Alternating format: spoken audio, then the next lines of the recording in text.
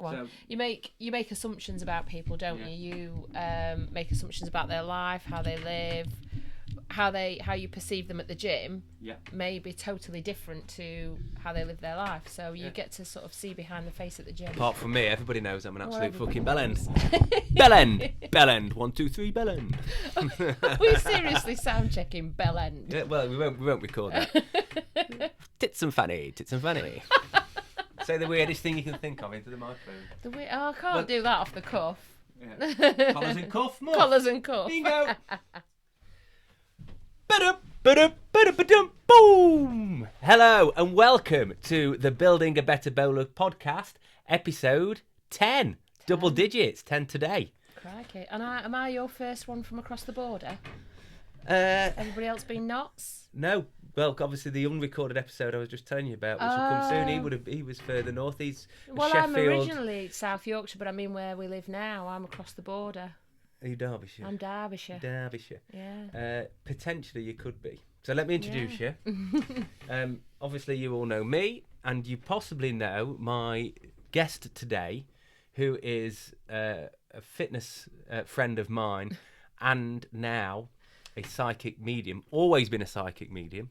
Yeah. But putting her skills to use in the wider population, and that's Sarah Turner. Hello and welcome. Oh, hi. It's good to be here. Well, thank you for coming on. We've meant to do this for a while, haven't we? Yeah. Floated the idea, haven't we? And then never really got together. Yeah. So I think I'd said to you, I'm very open-minded. Yeah. I want there to be ghosts and ghoulies and an afterlife, and I do believe there's an energy in the world, something more than just. There's more. Like the power of positivity is pretty fucking impressive. Unreal, so when we go on to the force, however you might see it, and nature and things, there's an interconnectivity. There's something. There's an energy, and I believe in all that. So 100%. Whatever that may be, then I'm open to see it. So when did you first discover you had a gift? Oh gosh, so it's been from childhood, and it's absolutely terrifying as a kid when you see things, hear things, feel things. But it was normal, and then I went to school and started mixing with other kids, and they couldn't see, hear, and feel what I could. So then I thought, that's not really normal. Yeah. Grew up in probably one of the most haunted pubs I've ever been in on record. So it was a hive of activity. Mum and Dad working all the time, kept getting, no, you're imagining it, there's nothing there, this, that and the other. So then moving out of the pub and Mum saying to me, actually, it was rife in there, and I just didn't want to frighten you. I was like, well, I'm frightened anyway. You might as well have just, Has it ever been frightening, the gift? Terrifying, yeah. Even in my adult life. The reason I started to train to do what I do now, so I've been with my coach for over 3 years now, training to develop my gift to be able to do what I do. The real pivotal point for me was I thought I was losing my mind. I'd lost somebody really close to me in October 2019. And then I stopped drinking in January. And unbeknown to me, that's absolutely been the catalyst for everything ramping up. Going to bed at night, I could hear people shouting me. I could hear... Did the alcohol numb down the gift? Yes, so drinking alcohol reduces your vibration. Yeah. And so giving up alcohol... What Spirit could see was me essentially aligning myself to receive whatever they were sending to me, but I wasn't aware of that. I wasn't making a conscious effort to do that. It was just the steps I was taking in my life. I gave up drinking because I'd had enough of November, December being really busy, heavy drinking months for us, and I just wanted to do dry January and have a bit of a reset. And I got to the end of January, I was like, I'm not as miserable as I thought I would be. Let's try and go and keep the momentum. And I've never said I'll never drink again. And here I am. I don't even know how long I've been finished drinking now. 3 years. What is it, July? 3 years and 3.5 years. So everything started to align. I'd be laid in bed at night. I would hear people, like when you used to turn the dial to tune the radio in and it would go across conversations. That's what I could hear. Could hear people stood outside the house. I was seeing people. I was feeling things. I can even taste things. And I always say to my clients when I'm opening up, it doesn't mean I can taste humans because that's weird. I can taste things. So sometimes people take me through how they passed. And so I can taste blood. Or I read for a lady a few weeks ago, and I was like, why can I taste Calpol? She was like, oh yeah, my dad always used to say that my mum would be giving us Calpol to her in her 20s because that was her answer for everything. I was like, right, there you go. And that's just a way of validating. Yeah. So Neil, my husband, came home from work one day, and I said to him, I think I'm losing my mind. I genuinely think, I don't know if it's lockdown, if it's stopping drinking, a combination of the both. Genuinely feel like I'm losing my mind. And at that point we decided to, I needed to get some help with whatever it was that was going on. Had a connection call with my coach, and for the first time in my life at 38, I sat down and had a face-to-face, be it over Zoom, conversation with somebody who'd experienced the same as I'd experienced, who'd had all of the terrifying moments that you have to try and process as a child, a teenager. I mean, for crying out loud, what teenager wants to be different?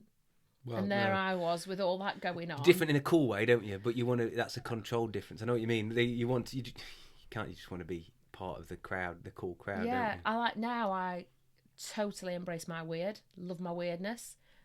Weird people are my favourite kind of people.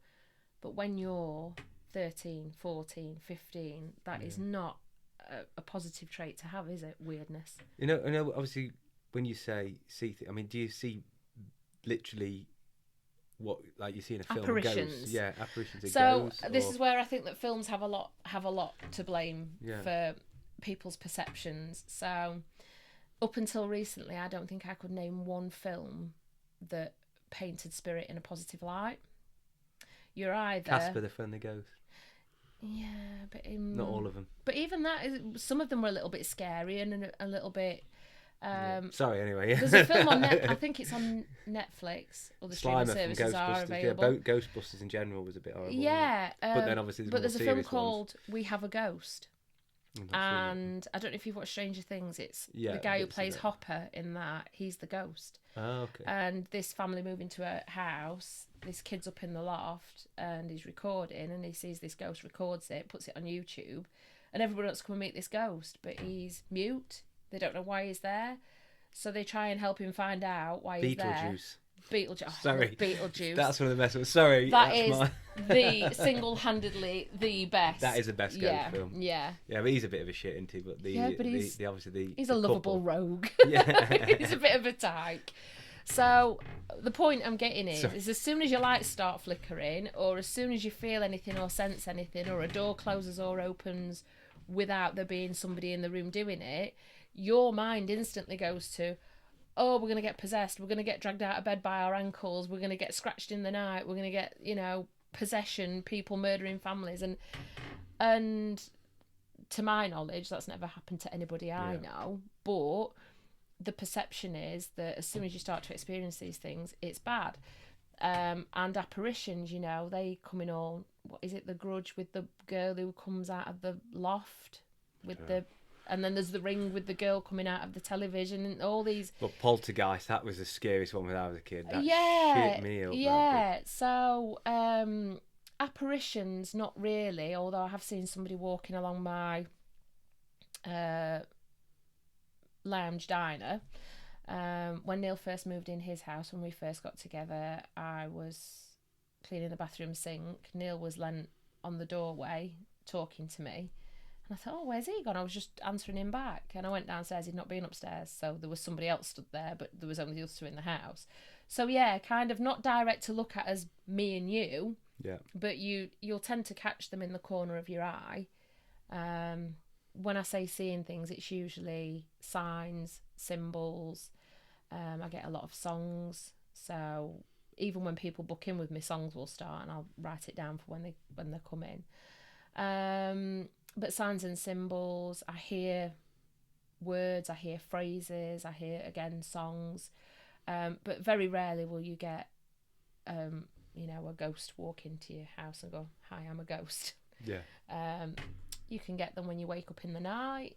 Have you heard of sleep paralysis? That's a That's a terrifying You one. can't move. Yeah. Yeah. Yeah, and then sometimes you get the demon above your face. Fucking hell, that would scare me. That is terrifying, yeah. So you can understand why spirituality can get a bit of a And bad you press. said, so you say demons, because my understanding would be spirits and demons. Demons are the bad ones, spirits are the good ones. Yeah, so when you talk about demons, part of the whole start of my development was learning to protect my energy, learning to close my energy down, because I was just walking around like a big open funnel, and spirit just go, oh, she can hear us, let's go to her. And it's just so overwhelming that if you imagine even at the gym, when there's 16 people on there, including me and coach, that's all those people and their energy around me, and it's just exhausting. So learning to open up, learning to close down, learning to protect. And so when you're learning to protect your energy, you're learning to switch off from that, if that makes sense. It does. Well, I think I emit quite a lot of energy. I'm coming to that conclusion, but it can be taken from me as well. So energy is a transactional thing. When you don't even have to meet somebody face to face. Oh, I've got there's a guy I'm friends with, work with, and I won't mention his name, but sometimes on the phone he takes so much of my energy, and when I'm with him I have to spend long periods, and he's lovely, absolutely lovely. So it's not intentional, and he's no way bad, but it just drains me. And then other, there's always the negative people as well, but there's positive people who still take, he's really positive. Takes all my fucking energy. And I don't think it's intentional at all, but I just feel fucking exhausted. And then there's other people who give it back. But I've jokingly, I was saying to someone the other day, I rang him, and he's like, "Oh, you've really cheered me up." I says, "Well, I'll give you a bit of my fucking dragon energy." That's it. That's it. Dragon energy all the way. There are other ways you can recharge your energy. So we talk about drawing energy from the earth. You can ground yourself. You can even just walking around in your garden outside. I believe that the earth has a direct way of neutralising you, so you can go out and you can instantly draw energy from it and feel better. My natural energy source is the beach and the ocean. If I can get my whole body in the ocean, I feel like I'm next level, a different level of energized. That really connects with me at the moment, because I believe in grounding and tree based. I think being in nature, if you're walking on the beach without anything on your feet, you straight away feel better, and it's because you're grounded and because you're in a place and you can't. We're going away in a couple of weeks, and I'm visualizing and craving the release I'll get when we're going to Cornwall. And we'll be camping. Has my heart, that place. It's amazing. But any beach will do it for me. But certainly where we're going to go, we're with friends. And we will be in the sea and on the beach. It's simple, it's cheap, but I really feel rejuvenated from it. Even though I'm exhausted at the end of the days and stuff. It's a different level of exhausted though, isn't it? It's physically, your body is tired from being there and being in the ocean, and I get that completely. We've holidayed in all sorts of places, but for me, there are certain places in Cornwall where if I can go out, as I say, and submerge myself in the water, and I think, don't quote me on this, there has been some research done as well in terms of what different bodies of water carry in them, so like their natural elements in there, and they can give you certain things of what you need at the time. What piqued my interest some years back was I had acupuncture. And I mentioned this before, and I was really skeptical about it, and I think I said this to you as well. So I'm believing trying anything, but also I was skeptical. I didn't believe in it. So when she's a sports massager and osteopath, and she thinks she's osteopath. So Becky Tyler said, "Oh, I'll stick some needles in you." I was like, "Yeah, go on then, whatever." She said, "I've been working on these knots for ages. Do you mind if I try some needles?" I'm like, "No." Stuck them in straight away. Oof, release. And it was the best. The first time was the best. Then I've had acupuncture with a lady who did the 5 elements. Again, I'm not really bothered. Maybe she was doing a bit of cold reading, I don't know. But I came out there. Rebecca's been since. Rebecca's mum went. She's now moved, the lady has, which is annoying, because the other lady close by who does it she's not the same. She just uses loads of needles. Anyway, for whatever reason, there was obviously a good connection. She stuck these needles in. It was phenomenal. And she spoke about, and I like all that Japanese sort of history, mythology, and all that kind It's of all thing. about balance, isn't it? It is, Yeah. but the elements. So there was you've got a main element in all of you, and she was saying, potentially I'm water, Yeah. Rebecca's wood, or could be fire, or I could be anyway. All these things, and you've got your main element and a part element. It's a way of describing different energies and things, but where you get energy from. And power of suggestion we spoke about recently. I mean, there could be some of that. So when someone suggests it to you, and then you want to believe, and you try, but I felt something in all of that. Yeah. When she did the element, she said, "This is for giving energy to your kidneys or whatever." Yeah. Felt brilliant. Yeah. So that's where. But I said Is to it you, really a placebo if it works? well, it doesn't matter, does it? Yeah. Absolutely. And Well, if Neil and I had this very conversation last night about another source of discussion, and he was like, "Well, I don't really know if it works," but if you have it and it works for you, is it a placebo? Because it's worked. It could be mind over matter. It could be that it has an actual element of healing. Is it mind over matter? I don't get a lot, but I have had a handful of people who I call my prove it clients, who sit in front of me. They want a call with me. They want to pay me their money. They want me to read for them. And I always start off by saying I'm not a fortune teller. I literally, I know, sorry, but then spirit are like. You mean you're not bought your fucking crystal ball? No, I've left it at home. It's in the dishwasher. But then spirit sometimes are like, hold my beer, and they'll run through like 3 to 6 months, 6 to 12 months. But I like to set expectations with my clients, and I literally the word medium means that I am in the middle of spirit world in here. I can only give them what they give me. I can't second guess. And sometimes I'll say, I'm seeing this, or I'm hearing this, or I'm feeling this, and I don't understand what that means because I'm not that person and I don't know them. And they'll say, oh yeah, that's because of X, Y, and Z, or no, I can't relate to that. But then they can go away and they can check with people or other family members, friends, family members. And sometimes I'll get a message saying, oh yeah, that was such and such. So I try and set expectations with people, because I have people sit in front of me who come and just want to know one thing. They want to know if they're going to meet the love of their life. Well, I don't know that if spirit don't tell me that. So, they'll always give you what you need and not what you want. Yes. If that makes sense. Yes, it does. Yeah.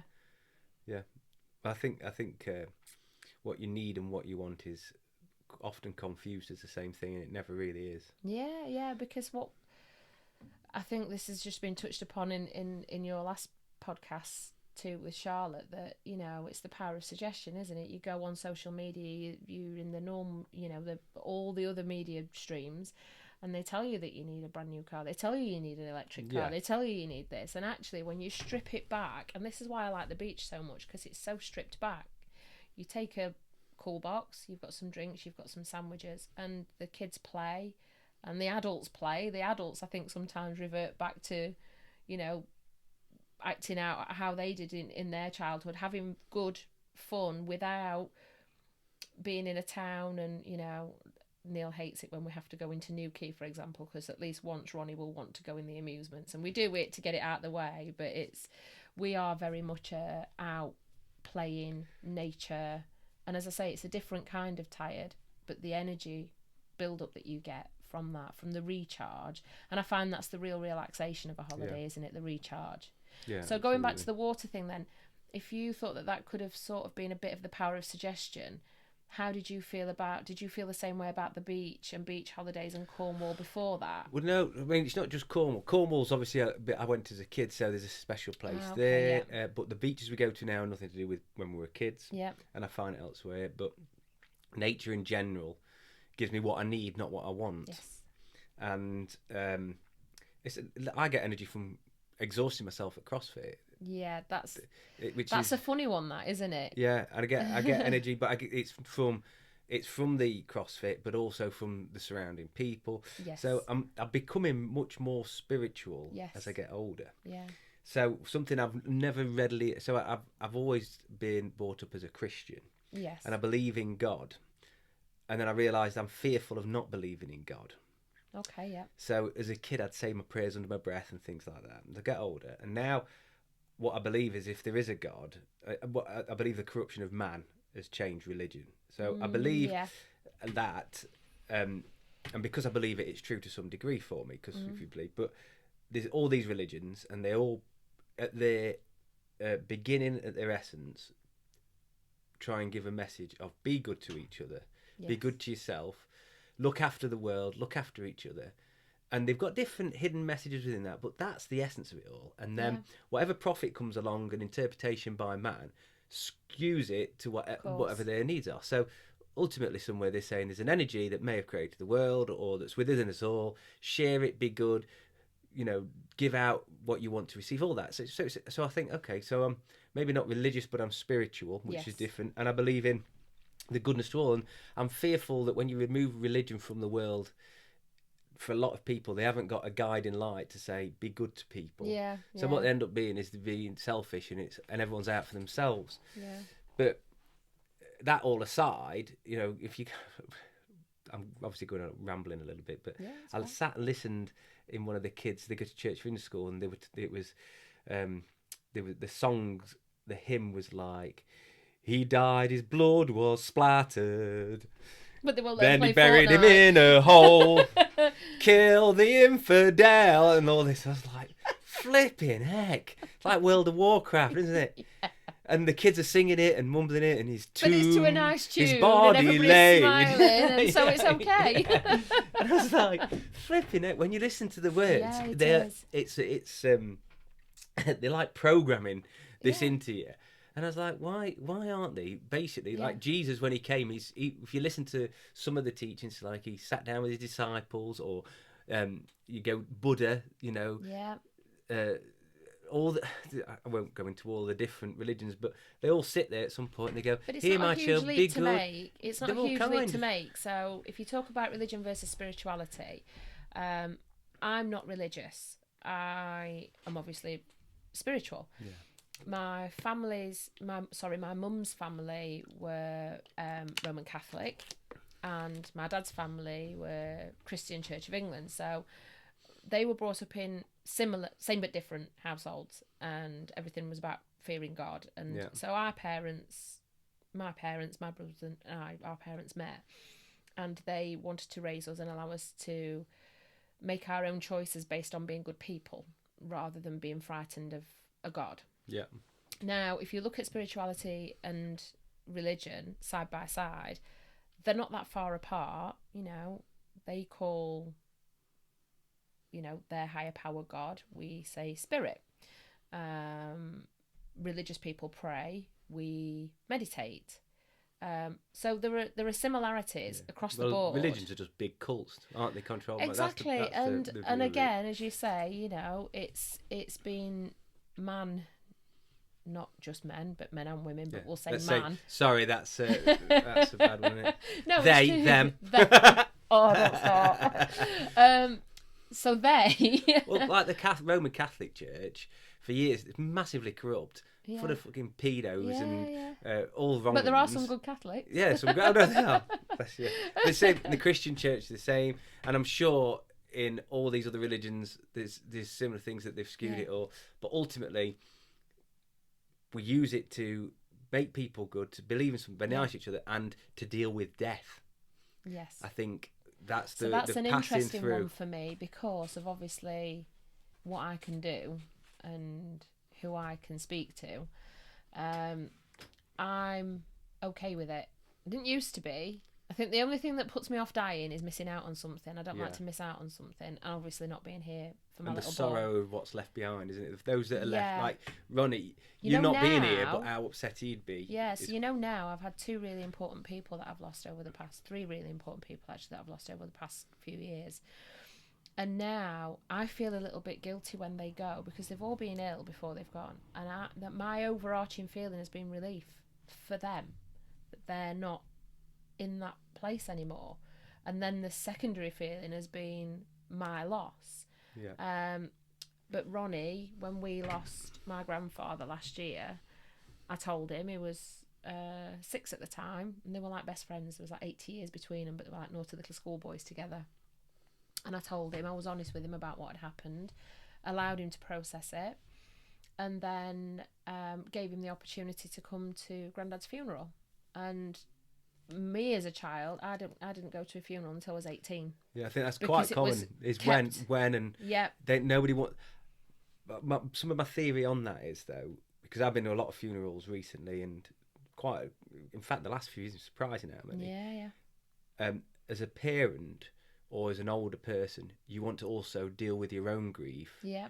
without having to put a brave face on or be responsible for somebody else. So, for as an older person going there with the responsibility of kids, if you're there, the kids aren't there, you can really let go. Yeah. You can be in the moment. I think when children are there, then you put on a false presentation. Why? You do. You try and you go, don't worry, kids. And people do. But people they need do. to know it's they need to know it's normal. Absolutely, don't yeah. They? So yeah. I gave Ronnie the option of doing it, and my father said to me, I don't think you're making the right decision. He's too young. He's going to see you upset. And I was like, that's all normal feelings. Yeah. How do we expect children and young people to deal with feelings if we don't allow them to deal with them in a safe space? Yeah. Well, to see. So I see gave him you the crying opportunity, and he asked all of the questions. You know, will Grandad be in the coffin? What will happen then? And I answered all of the questions, and I said, if at any point you're uncomfortable, either me or Daddy will take you outside, and that's absolutely fine. Everything's fine, however you choose to go. And he was an absolute star. He took it all in. He was amazing. I broke down massively as we were leaving, and so did he. But we worked through that together, got to the wake, and he was okay again. And my father even said to me that, and he never does this, he said to me later on that day, he said, I thought you were making a big mistake. He said, but that's really been beneficial to him. So now when we talk about people who, Ronnie's massively spiritual as well, he sees and feels people. So rather than discredit what's happening to him, I say to him, who do you think it is? Do you think it might be this? How do you feel? Can you smell anything? And we go through it. He meditates. He connects with not necessarily a spiritual team in the way that I do, but if he's feeling big emotions, if he's feeling big feelings, you know, we've got girlfriends and things now. He uses meditation as a way of working through those emotions and soothing him and self-soothing himself. So that's been a big thing for me, learning what I've learned and being able to pass that on to him so that he knows how to handle these situations and his own emotions has been brilliant. Well, I suppose kids then see that things become you do heal, or you get over it in essence, don't you? And you become right again. Nothing. So if we talk about a funeral, nothing that happens at a funeral can ever be more scary than a child can imagine it to be. So the thought of it, the thought of there being a body there, the thought, because that doing what I do, dead bodies still freak me out. If you're driving down the road and there's been an accident, I will not look just in case I see somebody out there on the. I don't know what it is. It's an irrational fear. Maybe it was Michael Jackson's Thriller when I was a kid. I was terrified of that. Even in my adult life, going out in the pubs, if it came on at Halloween, I was like, I can't watch this. It's terrifying. So nothing is ever as bad as they can imagine it. So if you let them experience it with their family and love and support around them, then I think it's a whole different ball game for them. Yeah, but I don't disagree with taking kids to funerals. Yeah. I understand why some people don't. Yeah, I can. But I don't cry enough, don't show my emotions enough, and that's something that I think last time I really had a good cry was my granddad's funeral. Yeah. Do you know, I can't remember if my kids were there or not. I don't think they were. I think they were at school. Yeah. Did you know if a child loses somebody, you should never tell them at night. You should always tell them when the sun comes up. Never thought of that, but that's a good idea as well. Yeah. So. Well, you always process things better in the morning than you do the night before. More than so things are always worse at night. But it's like when you're over on holiday and the hotel's a bit of a nightmare. If you've got there at night, you just wait till the morning and see how bad it is. Yeah. But so when my granddad, so it was Ronnie's great granddad, when he went, it was the early hours of the morning, and I went to be with Mum, and then before we went to the hospital, I went back and told Ronnie, and he was going out for the day. It was a Sunday. He was going out for the day with Neil, and and Neil said, do you want me to keep him here? And I said, no, go and have the day together. He's with you. If he has any questions, he can ask you any questions. I won't be here for the majority of the day anyway, but then we can all come back later on and we can all be together, and then he's had a day to process it, rather than telling him at night and sending him to bed, or telling him in the morning and sending him to school where he can't be open and discuss his feelings freely. Yeah, cool. So yeah, I'm not saying I'm doing it right. It's just what I feel's right for us. You know, he might get to being like a teenager and go, I can't believe you made me go to that funeral. Well, and then be like, I thought I was doing the right thing at the time. Well, we're all trying our best, aren't we? So yeah. you've got this gift and you're now nurturing it more. Yeah. Do you automatically? So do you see things straight away? Is there like, do you touch somebody and then get like flashbacks, or that's an interesting one. How does it work? Is there spirits in this room now? How do you? I mean, this is I'm closed down at the moment, but there are some that get through, sneaky ones that get through. And in terms of touching people or things, yeah, that certainly can heighten the connection.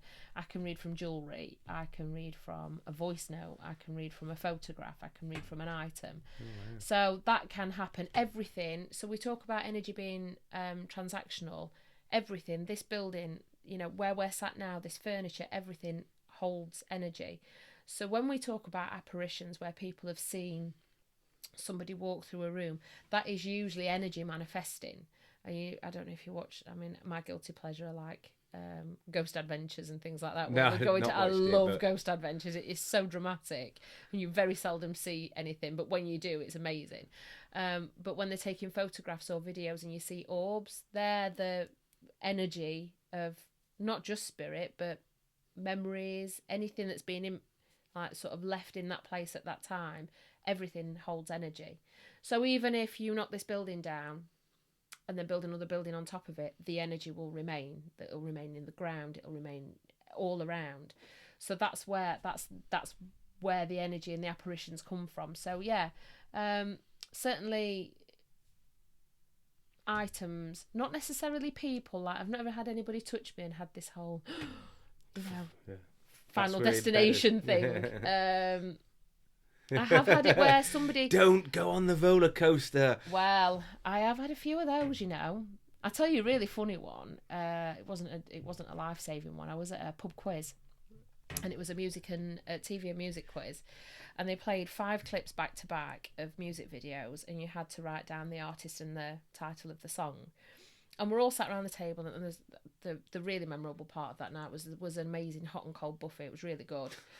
Neil was like mopping up stew. Buffet. Oh, he was mopping up stew with a cheeseburger going, I never thought I'd be doing this, but this is great. Mopping up stew with a cheeseburger? Yeah. Flipping heck, that's a good Neil combo, isn't it? No, that's a great combination. So we're sat there, and I'd written down the title and the artist of this song.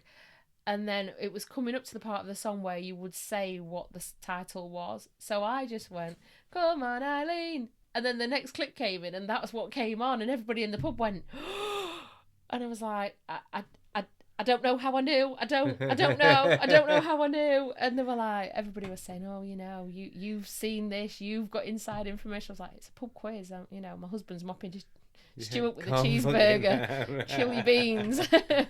But certainly there have been a few. One happened a couple of weeks ago. Somebody nearly drove into our house. I'd eaten breakfast. Sat drinking a cup of tea.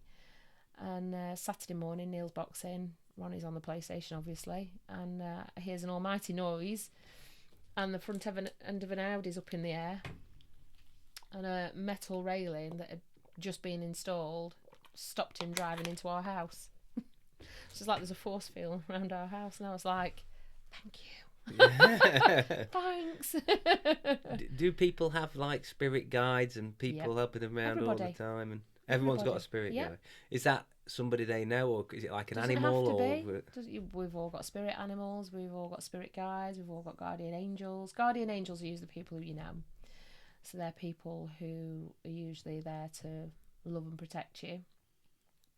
Spirit guides, you don't have the same spirit guide all the time. You can have the same spirit guide all the time, but they can come and go depending on what you need to learn, how far they can go with you. I've got 3 at the moment. I did have 2, and I had an addition earlier on this year. who's very straight talking. I have to start a lot of my readings now with, I'm just going to say this, and you just have to understand that it's not me saying this, because they're very much like bullet points, bang, bang, bang, bang. And they can, it is literally just facts that come through, and then I have to humanise that in some way, shape or form. I've had a new gift in the last few months where Spirit can actually speak through me. That's an interesting one. Especially when they're trying to and I don't want them to. Like if I'm open and I'm reading for somebody and I'm trying to read, and then I start to get this feeling in my throat and I'm like, no, we're not doing that. And sometimes I'll just go, just say it. And is that in your voice, or is it Yeah, like... it's my voice. Like, I was going to do an accent then, but I won't. I'm not Cockney. I've heard about Charlotte's Cockney. Yeah. Did you? Oh. But we all do. Shall I do my spirit voice for you, Sam? Yeah.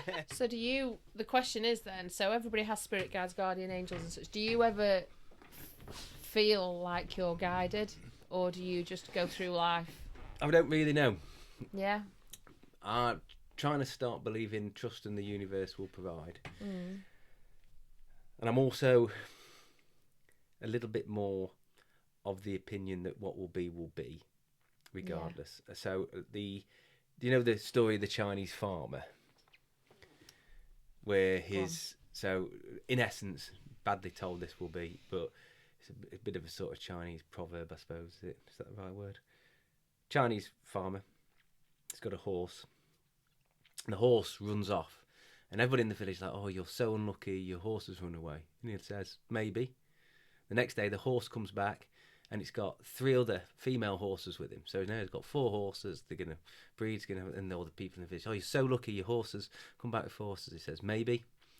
And then the following day, his son is feeding the horses, and one of them, new horses, kicks and breaks his arm. And everyone says, oh, you're so unlucky, your horse has broke your arm. And these new horses, and he's like, maybe. Then the following day to that, the army come to subscript and conscript, should I say? Is that right? Anyway.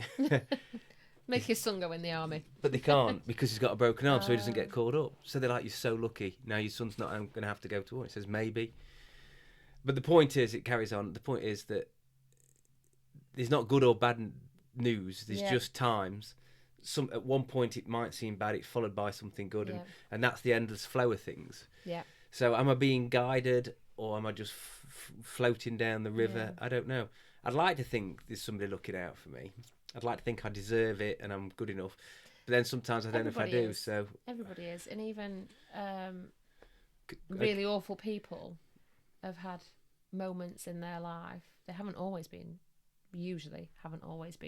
really awful people. Yeah. We watched something on Netflix, again, other streaming services are available, called The Inside Man, and there was a statement made in that, a chap who murdered his wife, and he said, we're all murderers, we're all one decision away from that. It's what it is that it takes to tip you over the edge. And that really made me think, because I thought nothing could ever make me murder somebody, and then straight away my head went, what if somebody hurt Ronnie? Yeah. In the moment you'd act in anger. So powerful. Yeah. Anger, when it comes to your own kids. And everything. Anger, love, protection, the whole mama bear syndrome, Yeah. So I couldn't hand on my heart say that I wouldn't kill somebody. I'd like to hope that I wouldn't, because that would then create loss for a lot of other people, not just the person who I killed, but I couldn't kill somebody and not feel emotion, remorse and guilt. Yes. And I think that's what sets regardless, us apart, isn't it? regardless of what they've done or who they are. Yeah. I know that people can change, and they've not always been there. And there's probably reasons why they are damaged in that way. So, although I think I could kill somebody, I don't think I ever would, because of that living understanding. And knowing beforehand that I'd have to live with that. Even if they were they'd done something to the kids. In a split few seconds, I could probably, I'd probably retaliate. But other than that, I think I'd have the foresight to go, do you know what? And also the knowledge. But so you're closed down at the moment, so you can't see any spirits around me or anything like that? No. So what tends to happen is, if I'm going to start reading, and this is probably why at the gym on my MyZone, when I'm either on or off, I'm like, as soon as we start warming up, I'm straight in the red. My heart rate starts to increase. So I've noticed I've started wearing my Fitbit again, and when I read for people, my heart rate increases. So, yeah, I can read anywhere under any circumstances, but I do tend to try and walk around not open, and I wear a lot of black tourmaline. I call it my spiritual PPE because that's a bit of protection. Sarah's got anal beads around her wrist. That's what she's like showing that, me. Yeah.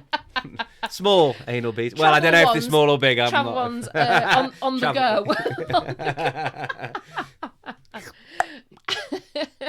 Didn't need to go sexual, sorry. It was going to go there eventually, wasn't it? Innuendo and rudeness. Yeah. So, fucking hell, right. Someone sent me this morning. It was a funny a WhatsApp thing, and it was of sex toys, and they called. I can't remember the name now, but it was basically a dildo that with an egg in. And it was a fake rubber egg made of gelatin that then melted if it necessary, if it got lodged. But basically, one of the fantasies was it was hilarious. So this bloke's trying to explain it to this woman. Is like, yeah, so this is one of the models we make, and it ejects eggs. So you pop the eggs in them, and then there's different size ones, different size eggs, and it's an alien penis that lay. So one of the fantasies we get asked for. So basically, they'd made a fucking alien cock that spit out these things. I was like, what the hell? That's a okay, now. Anyway, I don't know if I'll leave there that are some in. weird. There are some weird things. There are some weird, especially in America. Yeah. Well, I mean, one of the things I've learned as well since going into business is that the internet is an absolute cesspit. God, yeah. It is an absolute cesspit. So, and that was a tough learning curve as well. So part of the big thing about doing what I do was just telling people, being my authentic self. That was terrifying. That to me was more terrifying than speaking with spirit. I speak with spirit all day long. Being genuine. Well, it was I always refer to it as my spiritual coming out. You know, I always said I wanted like a nice pride flag, but like with pastel colours and angel wings, because of my spiritual coming out.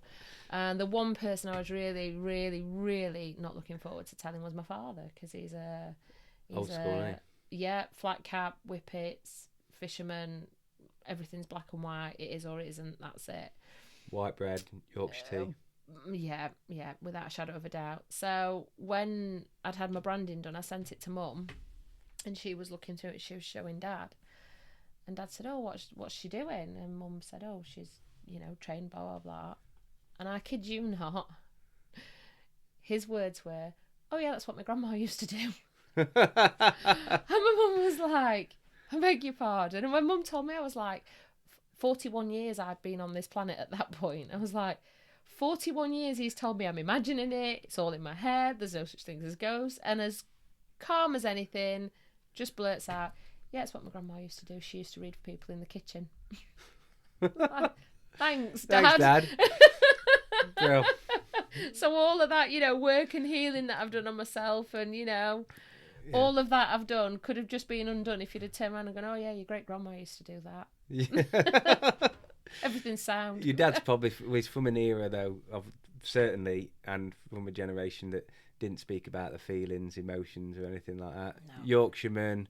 I mean, it's apparent in a lot of my friends' parents, the same thing. Yeah. Well, my stepfather, we're quite close to. He was present for a few years. We call him Dad, out of a sense of duty, really, I suppose, because he was there for a bit. He's the father to my younger brother. But it's funny, the kids laugh in the car because I go like this. He's really fond of us, and we give him meaning. It's a good thing. But I'll ring him. Right, Dad. Yeah, you. Yeah. Talk about something, and then I'll say, right, love you, and he'll go, yeah. Ta-ra. And the kids will laugh. I've got an older brother and a younger brother, and I kid you not, I've run my parents' house. My dad's answered the phone, and I've gone, hey up, Dad, is Mum in? And he's gone, who is it? I love it. It's me, your daughter. I just said, how many women do you get ringing the house asking if Mum was in? And he just went, you'd be surprised, cock.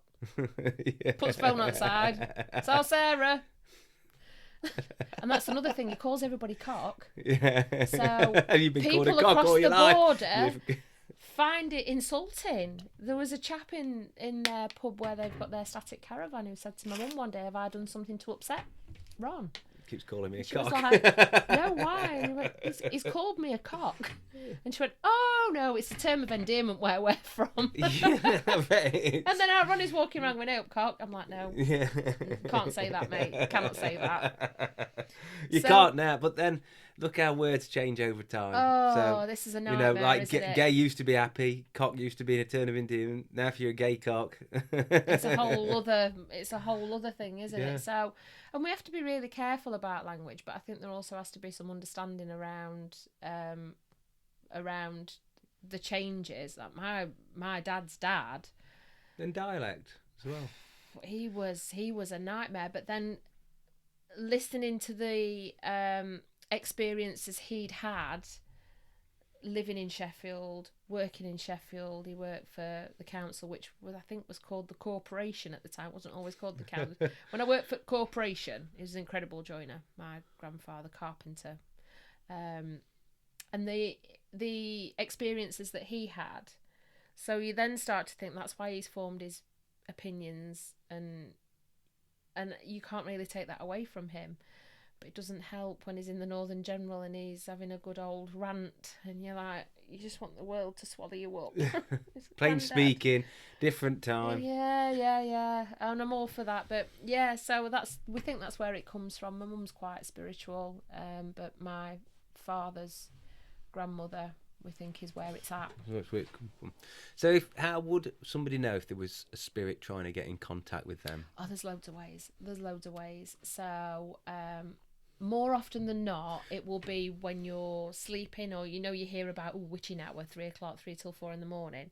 If you wake up a lot at that time, that's usually your spiritual team trying to get in contact with you. And that's because your body's not doing all your human things then.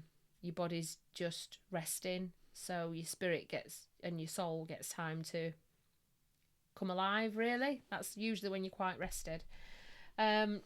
You will get smells, you can be touched. If you feel somebody around you, if you can feel them on your left hand side, and they'll tend to stand behind you to the left or the right, but if it's your right hand side, it will be your spirit guides, and if it's your your right hand side will be your guardian angels, and your left hand side will be your spirit guides. So why is that then? that's just where they are. That's just what it is. It's just protocol. It's just where they are. But if you start to see angel numbers, so 11 and 11, so like 11 in the day, that is probably like the mother of all angel numbers. What about cowboy time? 10 to 10. Yeah. Yeah, so maybe not so much. Maybe like watch a bit of Yellowstone. Yeah. Love 10 Yellowstone. to 10. Yeah. I know, it's And really dentist time shit. 2:30. Yeah. So there are all sorts of ways. 11. You can even the big one for me is the sleep. I think there was one night Neil and I had gone to bed before Ronnie, and You feel something touching you. oh gosh, no, you know him, you know Neil. There's always something touching you. And we heard somebody walking up the stairs. There was only us in the house, and as they got to the top of the stairs, they turned to walk up the step in front of our bedroom door, and I just said, "Can you hear that?" And he went, "Yeah." And I went, "I'll give you £1 if you open the door." And he was like, "Absolutely not a chance." I think he swore at me, to be fair, but yeah, I was like, so you will hear things, see things, feel things. The problem is, as humans, we tend to pass it off as coincidence or imagination, away, or so a really good one, I don't know if you saw the video on my Facebook page of my spirit interacting with me through the lights. No. Yeah, I'll send you that. I'll tag you in it. So Is that a recent one or? it was March. It was the 25th of March. It was the day my nephew was born. And so my nephew was conceived as we lost Grandad. So I'm a firm believer in the 1 in, 1 out rule. Yeah. I conceived Ronnie when my paternal grandfather passed away. Not directly, but, sort of a couple of months. And he'd been born, my nephew, and we were all super excited. My brother and sister-in-law have waited a long time to have this little baby. And the day he was born, I tested positive for COVID. And I was like, are you joking me? Like, I understand there's a plan, but why on God's green earth have we waited so long for this beautiful baby to be born and I can't go and see him? And I had a little bit of a moan about it, and I came out of the shower and I could see the lights in the hallway downstairs going bright and then dipping down. And I was like, oh, great. Even doing what I do, I was like, oh, great. Even my lights are knackered now, you know, everything's going wrong. Gonna, you know, go and eat worms, all that malarkey. And I'm sat in the bedroom getting dry and I'm having a little word with myself. And I was like, I don't understand why I've tested positive for COVID today. Of all the times I could have got it. And as I'm asking these questions, I could see the lights going up and coming down. And I was like, that's not a coincidence. And then everything started to fall into place. And I thought, why aren't the upstairs lights doing it? They're on the same wiring circuit. They were installed at the same time. They're the same lights. They're the same bulbs. They get used pretty much the same. And then I started to understand that they weren't flickering. Like when a light's ready for going, it was in response to what I was saying. And I was like, I need my phone. My phone's downstairs on charge. So I sort of walked down the stairs. I was like, I spoke to her. I was like, I'm just going to go and get my phone if you'll let me record this. And I was like, come on, Sarah, because if your lights are knackered, you're now just a woman stood in your hallway talking to your knackered lights. Yeah. So I went into the front room, picked my phone up and started to record it and started to talk to them, and they were responding. And at the end, I said, are you happy? And they went incredibly bright and then stopped. And so I stopped recording, and in my excitement to get the video to my sister-in-law and my brother, to let them know, you know, Spirit really happy, this, that, and this. She's quite spiritual, my sister-in-law. I then thought, if I'm going to post this anywhere, people are just going to say I've got knackered lights. So then I stood and recorded my lights for pretty much the same amount of time, not speaking, to evidence that there was nothing happening. There was nothing else happening. They've never done it before. They've never done it since. And I was like, even that blew me away. I was like, wow, that's impressive. Yeah, that's... So that for me, I mean, not that I need validation or confirmation, but that for me was really firm. And there are people out there that will say, oh, you've got a dimmer switch, so I can send them a photograph. I can do a walkthrough of my hallway if they like and see that they're actually on switches. It's not on a dimmer switch. And you're always going to get that. You're always going to get people... Haters going to hate, aren't they? Yeah. But so that for me is a really good piece of way of evidencing that even if I could have explained that away, I could have spent a lot of time explaining that away, but you've got it there on video. I'm speaking to them, they're responding. I sound terrible because I've got COVID. And the plan was that actually they needed a bit of time. They were having just themselves and the baby at the hospital, and then the next day people could go and visit. I woke up in the morning, felt better. I just felt better. I'd had a really good sleep, felt better. COVID test, COVID gone. So I'd obviously had it the week before. And that was the plan, that people were supposed to meet him the following day. But in the there, and I didn't understand that. And I was like, you wanted it there, didn't you? Yeah. So that's giving us what we need, not what we want. And that was, I can't possibly even go and see him today anyway because I've got COVID. So is that the most obvious external signal you've had? Oh, if you discount the times that I maybe should have died and haven't, then yeah. Another thing for me is if I'm not listening to my guides because I go off on my human and being a mum, you know what it's like, especially this time of year, coming up to the end of school year, and it's galas and raffle tickets and it's all mental, isn't it? Sports days, assemblies. If I slip back into that where I'm not really listening to my guides, the one key thing for me is I drop my car key all the time. And I'll drop it and I'll be like, oh, bloody hell. And then I'll drop it again, I'll be like, oh, bloody hell. And I'll drop it again, I'll go, right, okay, I'm listening. I'll come and connect in a bit. Obviously, you've got something to tell me. Ringing in your ears, that's a good one. I call that sort of like my answer machine message. I know when I'm getting ringing in my ears, somebody wants to say something. Like I say, angel numbers. I get number plates a lot as well. So if I'm driving Ronnie to school in the morning and I'm coming to the gym, and I do it all the time, talking myself out of the gym, I'm not going to get there in time, this is going to happen, that's going to happen. I'll see a number plate come towards me, WAD, and I'm like, that's a coincidence. That's a coincidence. And then I was driving along one day and I saw one that was like CF17, and I was like, oh, come on. Yeah. And then I was driving along, I was like, no, it's coincidence. And then I saw another one, OHS, and I was like, okay, I'll go. So it's all there if you know what to look for and you recognise it.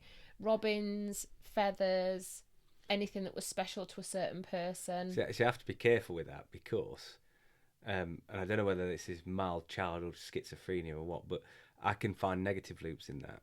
Yeah. So magpies, 1 for sorrow, 2 for joy, and if I see one, I'm like, fuck, one for Do you sorrow. salute it though? Why is that what you're You supposed should to? salute it and cancels it out. Yeah. If you see a single magpie, you're like, yep. Fucking never knew that. Oh, my somebody told life. you half a story, Bowler. 1 for sorrow, 2 for joy. I'm like, 3 for a girl, 4 for a boy. Right, so I'm past it. I'm past the sorrow bit. Whew. Yeah. Yeah, and I often see one, and then I used to number 13 used to be superstitious for me. Yeah. I never used to go out on the 13th. A load of my childhood mates will tell you this used to be hilarious. Yeah. But this is the power of suggestion. Something fucking bad had happened. And then I can remember splitting my head open, all sorts of different things. I won't tell you all the stories now, but various things. But then I look at that. So when you say signs, I'm conscious that if I can read into whatever I want. You don't want to hyper focus on it either. And then all of a sudden I'm like, I start seeing them like, that's a bad sign, that's a bad sign. And then you're telling yourself it's a bad sign, something bad happens, doesn't it? Do you know what I mean? So yeah, you can. Not that I think I'm in tune with any spirits at the moment, but I might be. I think you might surprise yourself. And also you don't have to spend all of your time meditating and tuning in and this, that, and the other, because some people can be in touch. Well, anybody can connect with the spiritual team and reap the benefits of that. And when I talk about benefits, I talk about that. You say, can you get stronger from? Can I go? Like the serious question: Can you use ghost powers? Can I? Well, I can't. Can I? You know, like can you? Although I think I did the first time I front squatted 75 kilograms, I was like, that's definitely the ghost. Ghost power. They were either end of the barbell, like, yep, up you come, Sarah. Because I was like, I don't know, did that. Can you possess yourself? It was in no way, shape, or form the program that they coached, like the coaches had programmed the weeks before to lead us up to that. It was in no way that it was all the ghosts. Yeah, don't credit that. All the ghosts, yeah. Definitely Spooky. all the ghosts. Yeah. So 12 weeks of training, fuck off. 2 minutes of ghost power. Open up to spirit, take off my beads, there we go. That's it. Maybe it was the beads. Don't want to spend too long in that squat, Simon. So ghosts can't make me lift lots. No, but what they can do is help you better understand yourself, better understand where you're going, help you understand that, like we've talked about earlier, the good luck, the bad luck, that's life. Life is always going to happen. You can't stop bad things happening, but it's how you deal with it and how you move through it and how you have that underlying trust, really, that there is something better coming. So what are spirits? What are the spirits? What do you mean? Well, is there an infinite number? Every person that lives then dies and they're a spirit? Is there a heaven and a hell? Can you answer that? I think this is hell, to be fair. I think we're here now learning all the lessons, and then when we get... So I think we're all spiritual beings. I believe in what Charlotte says is in putting on your meat vehicle. Yeah. And we come here to learn about poverty, wealth, love, loss, all of the valuable lessons that make us higher beings, and then we can... Beings, not beans. Yeah. Heinz beans. Heinz beans. We can make us the Heinz best beans. You know, no. higher beans. Branston beans, yeah. Yeah. You ever made your own beans? No. Shit. It's not the same, is it? Are you right? You need some of those nasty chemicals in there, I suppose, don't you? You know. Give me the chemicals. Yeah. So yeah, and then you go off and you are a spirit guide and you guide other people. Yeah. Yeah.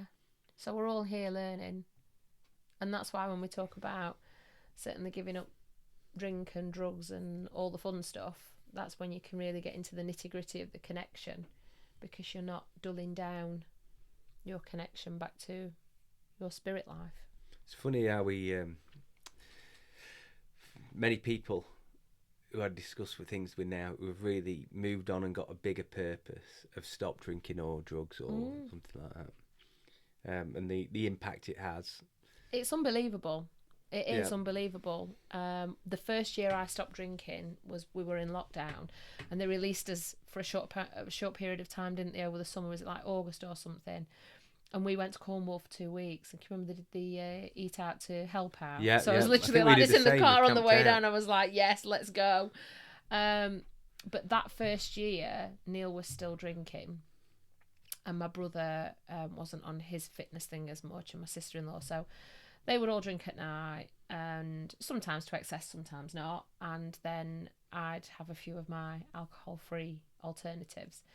And I was waking up really early in the morning, so I'd go for a walk on the beach and see the sunrise and experience different things. And without sounding like too much of a hippie, that's the stuff that gives me the buzz now. Oh, we preach to the converted in lots of ways, because that's I go to bed early and get up early. And you talked about in one of your podcasts about that feeling you get just as you're about to fall asleep. Yeah. That for me is like, it's amazing, isn't it? Yeah. And what I always sort of say to a lot of people is that I'm not giving up drinking. I've started not drinking. Yeah. If you know, because I'm not giving anything up. But when you're a child, you don't need any of that. Yeah. And when you look back and you think how fulfilling, amazing childhood is, and it's like I've got that childhood again, but with all.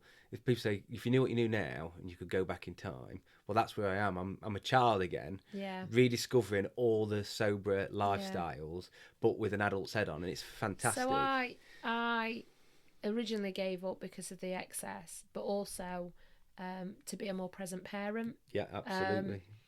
To present not, person in general. Yeah, I mean, just... to not be on holiday and Ronnie wanting to stay out and do this, that and the other, and me going, no, we've got to get back, or we're going to go to the pub, and it's amazing how you structure things without realising to trying go to get have back a drink, so you can it? get some beers in the fridge, so you're not drinking warm beer at night. And now I'm like, knock your socks off, pal, get back in the sea. You can wear my hoodie to walk back, People think it's just because you've stopped drinking and you're sort of preaching, but at the time you block a it out. You don't really, isn't it? massively. I mean, I'm going to be on holiday with quite a few people who drink, some of those to excess, and we're mates, and I have a great time with them regardless. And they were like, yeah, but I can't wait to have a few beers and relax.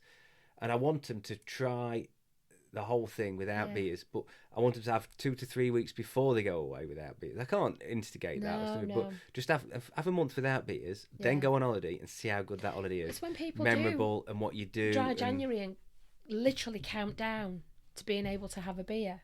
And I'm like, I've done it myself. Released or addressed the problem. They're stopping. It's a very different thing. And, some people can have a couple of drinks and it's not so harmful for them. I don't think it's beneficial. I don't think it's beneficial for anybody, but it's not so harmful or acidic, corrosive in their lives. Yeah. But anyway, I mean, that's not the point of the podcast. No. But so the whole point of that for me was, and now I think to myself, it wouldn't bring anything positive to my life. I don't look at what I'm missing out. I look at losing my grandfather last year was my first loss sober. Yeah. And that hit me like a ton of bricks. Because you probably processed it properly for the first time, didn't you? And there were other factors as well in that. Obviously, it was my mum's last remaining parent, and she really struggled, and she was due to retire the following month. So she was retiring, and she was going to be spending more time with him. So in the space of just less than a month, she lost her only remaining parent and her 9-to-5 job. So there was a lot of, helping mum in that situation, and I had other things to do. I was an executor to his will. So I feel like at the end of that, so I feel like all that so complicated, hard work, and just could I have done that? Could I have done that while still drinking? Not as well. What would I be like now?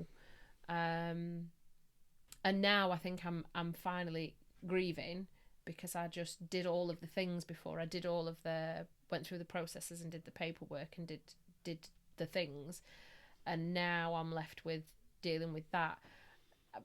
Am I saying I'll never drink again? I'm not saying never, but I can't see a time, at least in the near future, where it will bring anything positive, especially with what I do now as well. If I start to lower my vibration, my connection with spirit will be well, it will be much less clear. Can you hear those voices? Yeah, I can hear those voices, yeah. Is there anybody there? Did you hear it too? Yes, I did. That was yeah. Craig coming up the stairs in the next room, wasn't it? Yeah, I recognise that voice anywhere. But I mean, literally, even now I'll lay in bed at night and I'll say to Neil, there's somebody outside, and he'll go, there's not. I said, there is somebody outside. And I have my contact lenses out, so I'm like this on the Ring doorbell. Where are they? And I get him to go and check, and he's like, Bird, there's nobody there, it's you.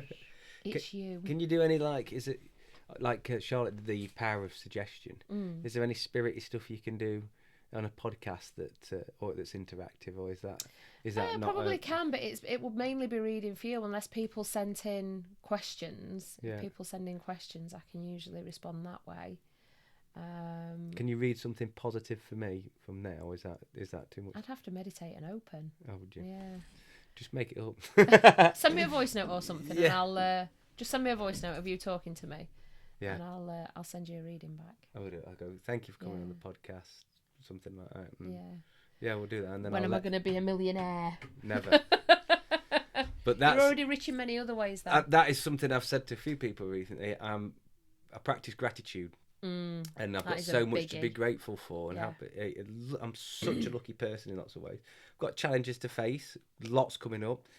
I described things at the moment as like when you see a cartoon and there's somebody running on top of the ball of something, like a rolling stone, and that ball is getting bigger and rolling faster. And there's a few options. If they fall forward, the ball will crush them. Yes. For its sheer weight and size that they built up. If they fall backwards, the ball will roll away and they'll never catch it again. So they've got no other option other than to stay on top of this ball as it grows and gets faster. That's where I am at the moment. Yeah. And that ball's full of so many different things. And some of them are amazing. Lots of strange. But I am financially, things are difficult compared to where they've been before. I'm not saying I'm on the breadline like a lot of people, but It's hard for everyone.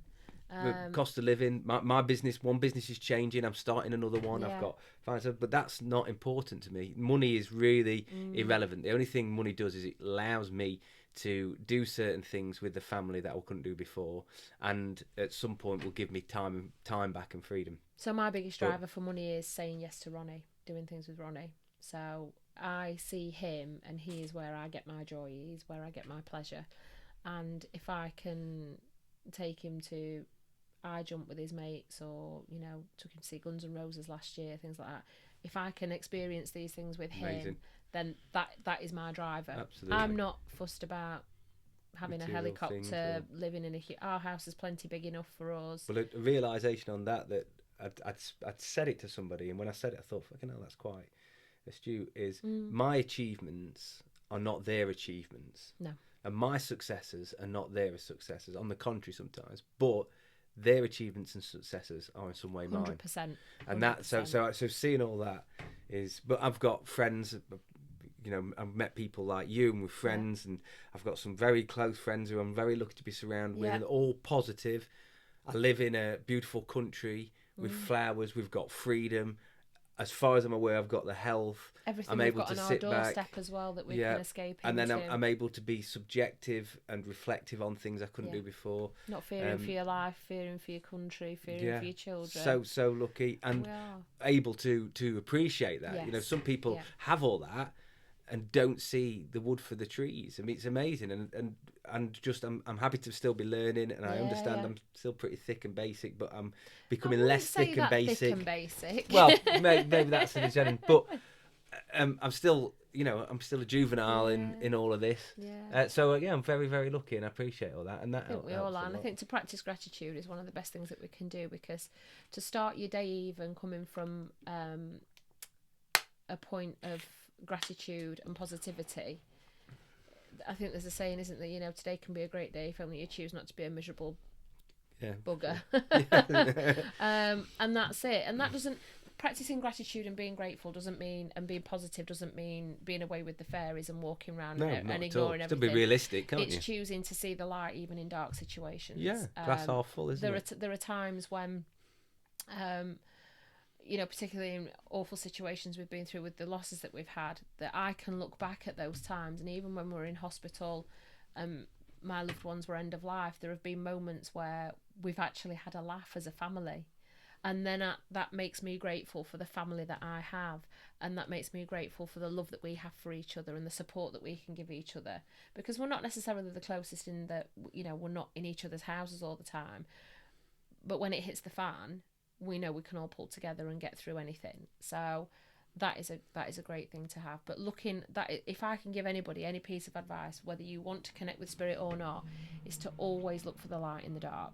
And that sounds really Harry Pottery, doesn't it? But that's like, and that's what we're going to call this podcast, the light in the dark. Look for the light in the dark. I like that one. Yeah. I don't think it is. I think it's a very, very good way of giving people a small bit of advice that they can hopefully attach to things, because all of this, there are people out there that are suffering worse than you. Well, there are, but that doesn't make your worries and your suffering any less to you. No, not at all. And there is always somebody worse off, but that doesn't stop what you're going through. No, well, if you've never had anything bad in your life, if you've had the most amazing life, you've got every single thing you want, and then one day you wake up and your car breaks down, it's your brand new Ferrari, and you get out and you put your brand new shoes in a pile of crap, and then you walk across the road and someone calls you an arsehole, that to you is devastating. Yeah, it is, yeah. It's as devastating because you're used to that's everything going your way and everything the being contrast hunky-dory, to somebody who every day gets up and gets slapped round the head, getting slapped round the head by a bigger stick or something. It's about your perspective on the situation. I know that's a really crap sort of view of it, but it's what it still feels as bad. Yeah, it still feels yeah. as bad to that person, who's had a fantastic life. Yeah. But and you don't get to judge how difficult somebody finds a situation. No. And telling them how to deal with that situation is probably not going to be helpful either. Just listen to them and try and look for there was a time, I'll just tell you this quickly. There was a time when my grandmother was end of life and we were all at the hospital. We were like the mafia. My grandma's family are part Italian, so we were like the mafia in this hospital. And my younger brother was asleep in a family room, but it was literally like this on a table, hugging his coat. And my older brother, we were leaving for a couple of hours to go and have a shower and this, that and the other. My older brother went to get him and he said, I'll just go and wake Ben up. And he was trying his best to be as gentle as possible. And he was like, Ben, well, it's the early hours, middle of the night. He's absolutely exhausted because I think we've been awake at this point for like 48 hours. Nobody's seen a bed. And we're in an elderly and frailty sort of unit where there are a lot of those places come alive at night. I always thought they sort of like dose them up, and those places come alive at night. Anybody in the nursing profession, I do take my hat off to you. So we went in to try and wake him up gently, and he actually had the opposite effect, and he jumped out of his skin and absolutely crapped his pants because he thought my older brother was a ghost or something. So we always look back at that as, remember that time that Simon nearly killed Ben? And then there were times when Simon was falling asleep, and I think he sort of like nodded a little bit and woke himself up, and he was looking around the room at us like, which one of you buggers has just done that to me? And we were like, it was you. Even at the point when we were losing it, we were still winding each other up, swapping I like biscuits and being things. able to joke. Yeah. I make light and comedy of every situation, which to some people's annoyance, but it's my coping strategy and also the way I do it. But it's also looking for the light in a dark situation, absolutely. because otherwise you can't go back. You can't go back to that place and think about that time because it's far too painful. No, when I pass, I'm going to joke about it. One of the things I've said is I'd like it. I'm going to keep pretending to. I'm going to keep pretending I'm going to go, surprise, or not this time. I've got it in my will that I want a knocking box in my coffin that goes like this. Let me out. So at least when they're in like the crematorium, I'll probably be burned. I'm probably not buried. In fact, I think that's in my will. I have to check what we wrote because it's a while ago. And if I'm burned, I'm sure. I know the knocking box is a definite. Rebecca knows that as well. And Prodigy Firestarter. Yes. Or something like that. But then there's a couple of sad ones that are like happy but sad. Yeah. But jokes. I'd also like to do a video where I go, you fuckers, you thought you were going to get some money. I'm giving it all to the cat. There is none. It's all in here. Yeah, there was never any. I'm wanted in 6 countries for fraud. So long, suckers. I have actually said to Neil that I want my ashes to go up in fireworks, which will probably be banned by the time I go. I want mine put in a pepper pot in a cafe somewhere. I literally just thought that one. That's a great Still one. choking people. So yeah, I thought. What taste do you get? Sam, need it. Pepper. I get pepper. It tastes bowler. Would it be like, as well, going back to your other podcast with Richard, would it be like, when you feed certain animals certain things and they taste of something? Yeah. Like if you ate nothing but I don't know, burgers leading up to it, would your ashes taste like burgers? I bet there must be a burgery taste. There's got to be, yeah, like a Burger King liquid smoke taste. Did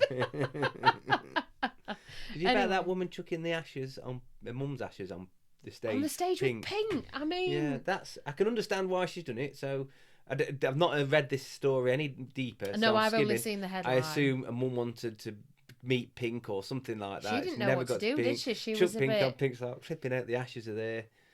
So yeah, that's a little bit like people get really weirded out by ashes, don't they? Like, it's just carbon at the end of the day, isn't it? Yeah. Although when we were scattering one of our dogs, we did the old wind test to see which way it was going, and as we scattered her, the wind changed and we all got covered in her. I was like, "Thanks, lady." So with the ashes thing, somebody was telling me who used to work in a crematorium or for a funeral partnership. So obviously the coffin goes into the back. Yeah. They don't get burnt then. That's No. So they get in a line then, don't they? Yeah, they're going. Yeah. And then what there's they a do... lot of crematoriums are in areas as well where they can't burn straight away. Like they have to burn. And I know of one that's an animal one, actually. It's the side of a church. They can't do it on a Sunday morning because everybody will get... Yeah, so there has to be... It's like a... They don't just go through and get fired and come out the other end. Exactly, yeah. But they stack you up, but then obviously they burn you and everything, but they have... it burns, but the bones are left. Yeah, they have to... Yeah, and I just thought everything went... around your bones to make my bread so and then all they that. sweep it all in and that's it. But I was like... that was a little bit of a... Oh, right, okay. Yeah. So they don't burn you straight. You think they're going through that curtain. Oh, that's it. They go in, but they're not. So even when you're dead, you're still queuing. Yeah. That's a story of life. And I still get that now. If I do a spiritual evening, because if you think like there's like 8 people in the room and how many people they've got, I have to literally, and it sounds really odd, but I have to literally say to them, can you wait in the waiting room? Because if I've got you all here at once, it's like having a bunch of 5-year-olds shouting at you. And you're like... Potatoes, Duncan from Blue, oranges, desk, because people are all giving you all these different they're the first things that come into your head. Potatoes, Duncan from Blue, it's because I saw him. Desk. I saw him on Celebrity Gogglebox. He was the good-looking one, wasn't he? But then he's probably not so good-looking anymore. Well, he's had lots rest of work. My case. Yeah. The reason I said blue is I was at a spiritual evening one day and I was like, just chatting away, and then the next day I was like, who listens to Blue? Yeah. And this lady went... I was like, it's guilty pleasure, isn't it? And I started to talk about this song and she says, I sing that to my kids every Friday morning. I'm like, right, I think we're moving to you now. I've had all sorts with songs, all sorts. I had one this week from the 90s, a 90s advertisement that salon selectives, like you just stepped out of a salon. And I was going around in my head and I was like, salon selectives. Now. Yeah, there you go. Yeah. And I was like, what's going on here? So I connected with this lady and I was like, I told her about this song. She was like, yeah, my grandma used to use that. I used to sing that song. I was like, there we go. So there's all sorts. Usually the weirdest thing... It was good as they used to be. That used like songs for adverts was like a the adverts used to be my favourite part of TV when I was a kid. Everybody used to have to be quiet. Sarah wants to watch the adverts. I like this comes into my head quite a bit. Normally when I'm feeling free, so it's wow, body form, a body form for you. Are you rollerblading with 2 Labradors going down the seafront? Feel free. Yeah. Mr. Soft. Oh, that was a good one, yeah. Do you remember the Weetos go round and round? No.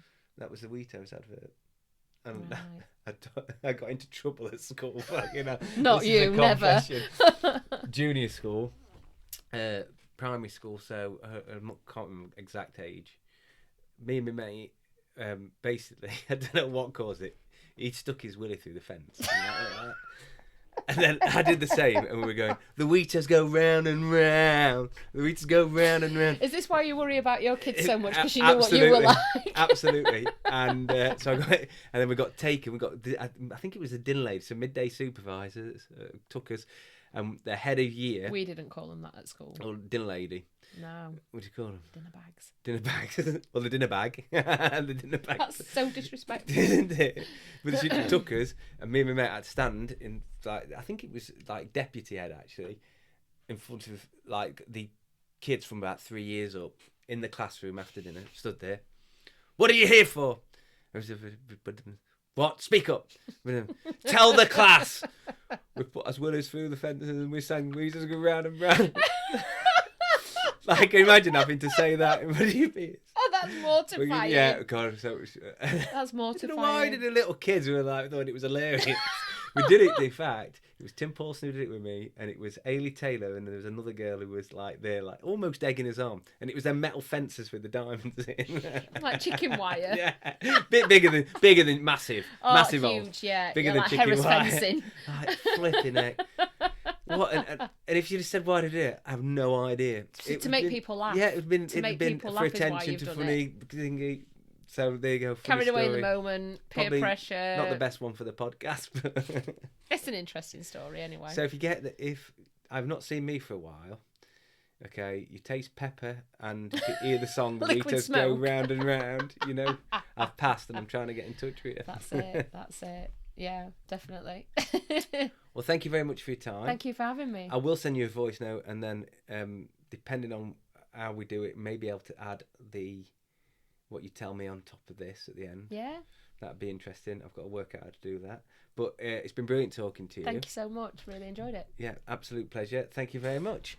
Please follow this. If you're new to listening to us, there is other episodes, and I've no doubt that we'll be back in touch again soon. So thank you very much. Thank the you. amazing medium, Sarah Turner.